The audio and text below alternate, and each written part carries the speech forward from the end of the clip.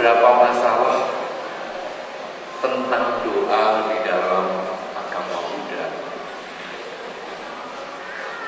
Masalah ini timbul karena seorang umat Buddha agak sulit untuk membedakan antara ajaran Sang Buddha dengan tradisi. Anda tentu sudah biasa di dalam masyarakat untuk berdoa sesuai dengan yang diajarkan orang tua. Contoh misalnya, sejak dulu orang tua kalau mengajari sembahyang selalu mengatakan, ayo minta kopi pinggan. Bahkan ke kuburan waktu cendeng sekalipun orang tua mengatakan minta kopi pinggan. Sehingga banyak anak kecil mengatakan, saya belum suka kopi, saya minta teh pinggan saja. Tetapi orang tua mengatakan, nah itu bukan kopi, kopi. Sehingga bagi perempuan yang bernama kopi mengatakan, saya minta apa lagi? Karena nama saya sudah kopi. Tetapi itu intinya adalah bahwa orang tua mengajarkan kepada anaknya untuk meminta. Sehingga akhirnya seorang umat Buddha berhadapan dengan patung Sang Buddha atau patung apa saja, kebiasaan memintanya ini masih timbul. Bahkan di televisi sering sekali kita melihat di dalam film-film silat, di dalam film-film kuno, di dalam film-film apa saja, itu selalu mengatakan, oh Sang Buddha, saya minta selamat. Sehingga akhirnya masyarakat yang bukan Buddhis menganggap agama Buddha ini menjadi penyembah berhala. Apakah itu penyembah berhala? Yaitu orang yang meminta kepada sesuatu sesembahan seperti batu, pohon, gunung. Dan umat Buddha melakukan itu karena tradisi. Kenapa demikian? Karena sembahyang pada Sang Buddha, pada arca Sang Buddha, ini tidak timbul pada saat Sang Buddha ada. Lalu apa yang dilakukan pada saat Sang Buddha masih hidup?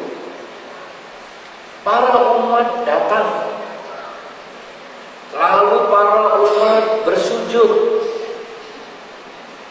bernamaskara paikui. Lalu para umat mendengar ceramah Sang Buddha, lalu selesai bersujud kembali, lalu pulang. Kenapa perlu bersujud? Karena persujudan ini merupakan tradisi di India. Sudah merupakan hal yang biasa di India kalau kita bertemu dengan orang yang lebih kita hormati, kemudian kita bersujud. Karena Sang Buddha dianggap orang yang dihormati, kemudian datang bersujud, lalu Sang Buddha ceramah. Selesai ceramah, kemudian Sang Buddha sebagai orang yang dihormati ketika akan pamit, mereka bersujud lagi 3 kali. Kebiasaan ini berlanjut bertahun-tahun. Seperti kita ketahui bahwa Sang Buddha mengajar cukup lama dan bahkan disebut paling lama sebagai guru agama, yaitu 45 tahun. Dan tiap hari orang datang bersujud ceramah, datang bersujud ceramah, datang bersujud ceramah. Begitu Sang Buddha selesai, tidak ada meninggal dunia, umat yang masih kangen datang bersujud, tapi di tempat yang kosong. Tapi pokoknya saya datang bersujud, diam, duduk meditasi, merenungkan khotbah Sang Buddha. Sudah selesai puas, bersujud, pulang. Datang lagi bersujud, merenungkan lagi, bermeditasi, khotbah Sang Buddha apa saja yang pernah didengar, kemudian selesai bersujud, pulang. Lama, akhirnya bersama-sama datang bersujud, lalu mengulang khotbah Sang Buddha. Nah, setelah mengulang khotbah Sang Buddha, kemudian selesai bersujud lagi, pulang. Jadi sebetulnya seorang umat Buddha ketika di depan altar Sang Buddha, dia tidak meminta apa-apa, tapi mengulang khotbah Sang Buddha. Lalu yang minta itu bagaimana? Yang minta itu pengaruh tradisi. Jangan kata patungnya para dewa, bahkan Sang Buddha, ke kuburan saja minta. Papa, mama almarhum minta mau pipingan, engkau Pak Cong minta mau pipingan. Itu apalagi para dewa itu dimintai. Nah, padahal itu adalah tradisi. Agama Buddha adalah berisi perenungan. Kemudian patung Sang Buddha ini juga muncul belakangan. Patung Sang Buddha tidak dibuat ketika Sang Buddha masih ada. Buktinya, ada kan buktinya? Tahu buktinya Sang Buddha patungnya tidak dibuat waktu Sang Buddha masih hidup? Tahu buktinya? Tahu? Apa buktinya? Buktinya patung Sang Buddha mukanya tidak sama. Contoh, ini Sang Buddha atau bukan? Sang Buddha atau bukan? Sang Buddha atau bukan? Sang Buddha atau bukan? Hah? Ya, ya. Sepertinya tidak tahu Sang Buddha. Cuma karena pakai pagoda, saya pikir wah, apa Yosef ya? Karena biasanya itu, tapi karena Yosef biasanya sama Omnibus sama biasanya juga ada Sang Buddha itu loh, ya. Tapi ini saya kira Sang Buddha yaitu Buddha pertama. Nah, saudara-saudara, patung Sang Buddha dalam versi ini, silakan. Patung Sang Buddha dalam versi ini adalah patung Sang Buddha versi Tiongkok. Kalau Anda melihat wajahnya, saya yakin tidak timbul kesan Sang Buddha orang India. Padahal Anda tahu kan, Sang Buddha berasal dari India, ya kan? Tapi ada kesan orang India? Ada? Tidak ada. Kemudian kalau Anda pergi ke Borobudur, yang menjadi simbol agama Buddha di Indonesia, patung Buddhanya beda lagi. Apakah itu juga kayak orang India? Tidak juga. Kalau Anda pergi ke Thailand, patung Buddhanya lain lagi. Apakah juga kayak orang India? Tidak juga. Kalau Anda pergi ke India, patung Buddhanya lain lagi. Anda pergi ke Sri Lanka, lain lagi. Ke Burma, lain lagi. Patung Sang Buddha ini di mana lain. Kalau demikian, patung Sang Buddha bukan foto Sang Buddha. Kalau gambar Anda diambil di sini, bentuknya begitu. Diambil di rumah, bentuknya begitu. Diambil di puncak, bentuknya begitu. Diambil di puncak rumah, bentuknya pucuk karena takut. Tetapi yang jelas muka Anda mirip. Tapi kalau Sang Buddha tidak ada yang mirip. Kenapa? Karena patung Sang Buddha dibuat setelah Sang Buddha wafat. Dan itu bukan foto Sang Buddha, tetapi melambangkan kebudayaan. Apa itu lambang kebudayaan? Misalnya kepala menonjol. Ini banyak yang salah. Pikirannya, oh itu contohnya orang India, gelungan, bersanggul, berkonde. Tidak. Kepala Sang Buddha yang menonjol itu menunjukkan bentuk kepalanya. Memang bentuk kepalanya tinggi. Kalau Anda pegang baik-baik, coba Anda pegang ke bulu Anda, lalu Anda pegang dari kuping kiri ke kuping kanan arahnya, coba Anda gosok. Ayo sekarang digosok. Bagi wanita yang berjambul ya nggak usah digosok. Ke arah kuping kiri kanan ya, ke arah kuping kiri kanan. Anda akan melihat ada sesuatu yang menonjol di situ. Ada terasa menonjol. Nah, Sang Buddha menonjol sekali. Sehingga digambarkan sampai seperti bergelung.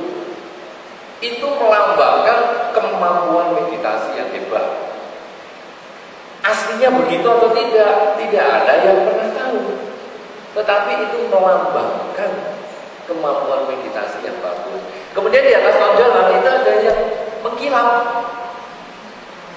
Ya, kelihatan dari bawah. Kelihatan dari bawah kan? Ada yang mengkilap di atas itu. Itu adalah melambangkan api. Kenapa? Karena wajah Sang Buddha dikatakan bercahaya. Kalau patung kan gambarkan cahaya kan susah. Lalu digambarkan di puncak kepala itu ada apinya. Jadi sebetulnya sekali lagi gambar atau patung Sang Buddha itu hanya melambangkan kebudayaan.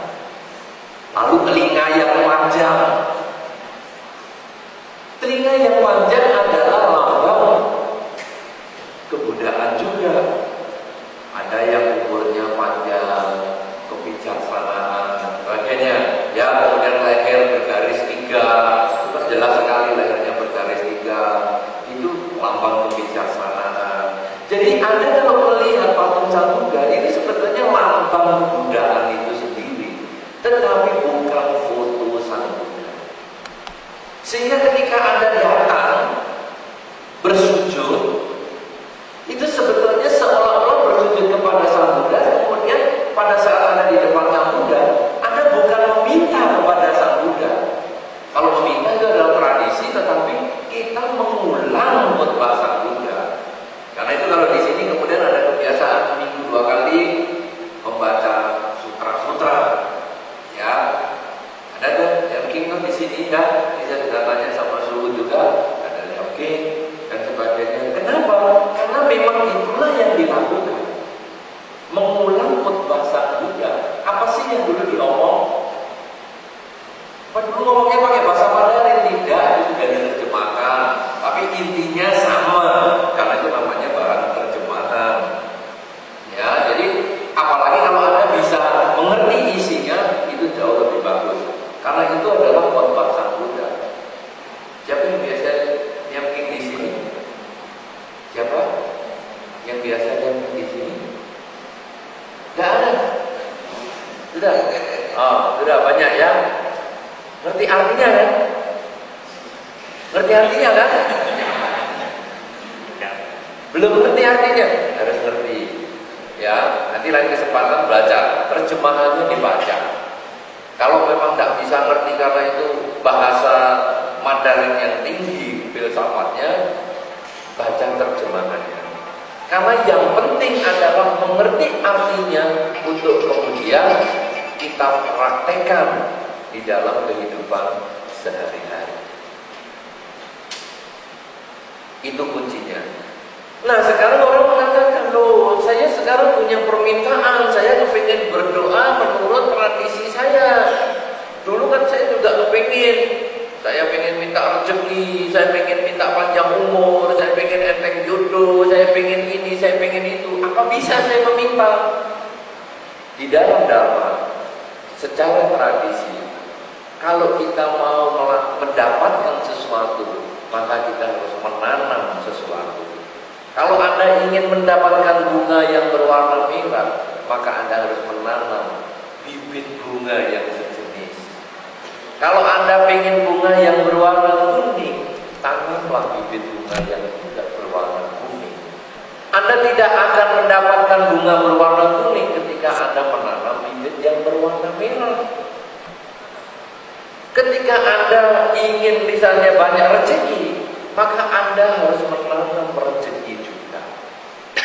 Loh, apa itu menanam rezeki?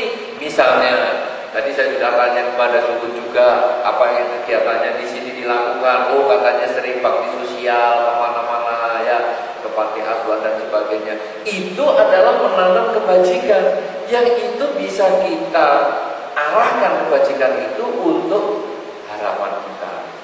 Setelah Anda membaca doa, yakin misalnya, kemudian Anda mengucapkan tekad. Semoga dengan kebaikan yang saya lakukan ini, dengan yakin dan tadi pergi ke panti asuhan ini, semoga akan membuahkan kebahagiaan dalam bentuk rezekinya banyak.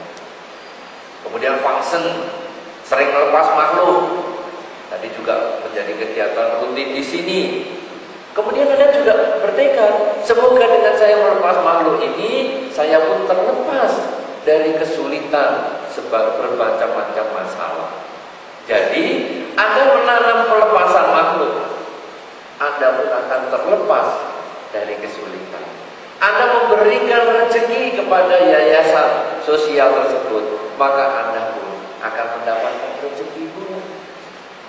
Kalau Anda sembahyangnya khusyuk, wah, hafal semua segala macam doa, tetapi kelakuannya jahat, maka sulit untuk mendapatkan apa yang Anda inginkan.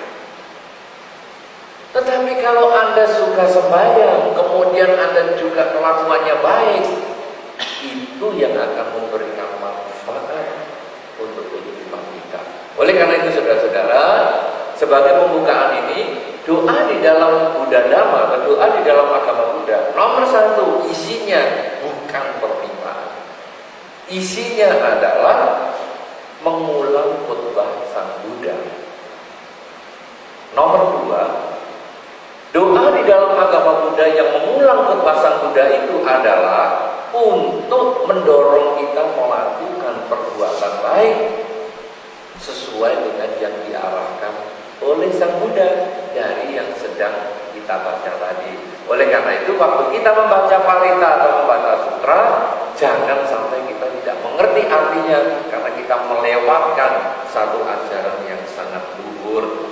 Nomor tiga, kalau kita mempunyai keinginan, maka berbuatlah kebajikan terlebih dahulu, kemudian kita mengarahkan kebajikan itu dengan tekad, semoga dengan kebaikan yang saya lakukan ini akan membuahkan kebahagiaan dalam bentuk seperti yang saya harapkan.